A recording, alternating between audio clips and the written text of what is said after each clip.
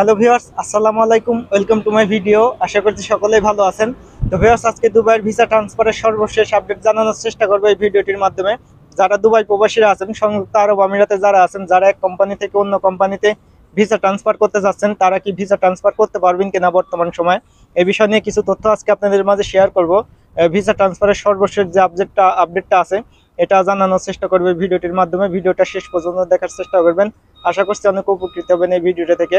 আজকের ভিডিওটা বিশেষ করে দুবাই প্রবাসীদের জন্য, যারা কোম্পানি চেঞ্জ করতে যাচ্ছেন, কোম্পানি ক্যান্সেল করে অন্য কোম্পানিতে ভিসা লাগাতে যাচ্ছেন, তাদের জন্য আজকের এই ভিডিওটা দেখে যদি আপনার উপকারে আসে, অবশ্যই ভিডিওটা একটি লাইক দিবেন।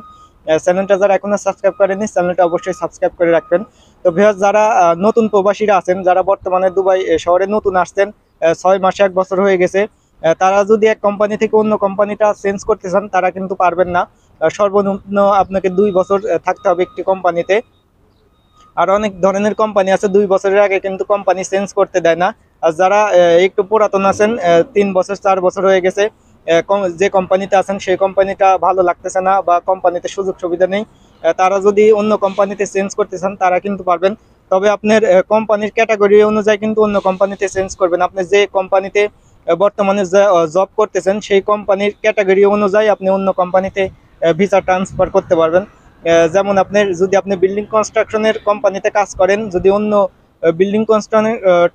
বিল্ডিং কনস্ট্রাকশনের কোম্পানি হয়, সেই কোম্পানিতে আপনি ভিসাটা চেঞ্জ করতে পারবেন। তাছাড়া আপনি যদি ক্লিনিয়ারের কাজ করেন, ক্লিনিয়ারের কাজ থেকে যদি আপনি বিল্ডিং কনস্ট্রাকশনের কাজে যান, সেক্ষেত্রে কিন্তু পারবেন না। বা বিল্ডিং কনস্ট্রাকশন থেকে যদি ক্লিনিয়ারের কাজে আসেন, সেক্ষেত্রে কিন্তু পারবেন না। আপনার কোম্পানি ক্যাটাগরি অনুযায়ী কিন্তু আপনি অন্য কোম্পানিতে ভিসা ট্রান্সফার করতে পারবেন। সংযুক্ত আরব আমিরাতের কিন্তু যে কোনো শহরে আপনি এই ফ্যাসিলিটিতে কিন্তু আপনি ভিসা ট্রান্সফার করতে পারবেন। যারা বিশেষ করে দুবাই প্রবাসীরা আছেন, একটু পুরাতন আছেন, যাদের অভিজ্ঞতা আছে কাজে, তারা কিন্তু এক কোম্পানি থেকে অন্য কোম্পানিতে ভিসা ট্রান্সফার করতে পারবেন।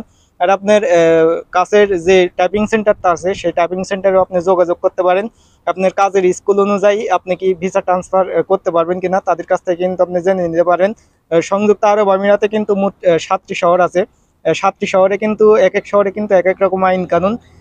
দুবাই শহরে কিন্তু এইভাবে ভিসা ট্রান্সফারটা করা যাচ্ছে। আপনি এক কোম্পানি থেকে অন্য কোম্পানিতে ভিসা ট্রান্সফার করতে পারবেন আপনার কোম্পানির ক্যাটাগরি অনুযায়ী। তো ভিউয়ার্স, এই ছিল আজকের ভিডিওটা দেখে যদি আপনি উপকৃত হন, অবশ্যই ভিডিওতে একটি লাইক দেবেন। আর আপনার যদি কোনো বিষয় জানা থাকে, কমেন্ট বক্স খোলা আছে, কমেন্ট বক্সে কমেন্ট করতে পারেন। আমি সাথে সাথে কমেন্টের উত্তর দেওয়ার চেষ্টা করব। আর চ্যানেলটা যারা এখনো সাবস্ক্রাইব করেননি, আবারও বলতেছি, চ্যানেলটা সাবস্ক্রাইব করে রাখবেন আপডেটমূলক ভিডিওগুলো পাওয়ার জন্য। তো ভিউয়ার্স, আজকের ভিডিওটা এই পর্যন্ত। সবাই ভালো থাকবেন, সুস্থ থাকবেন। আল্লাহ হাফেজ।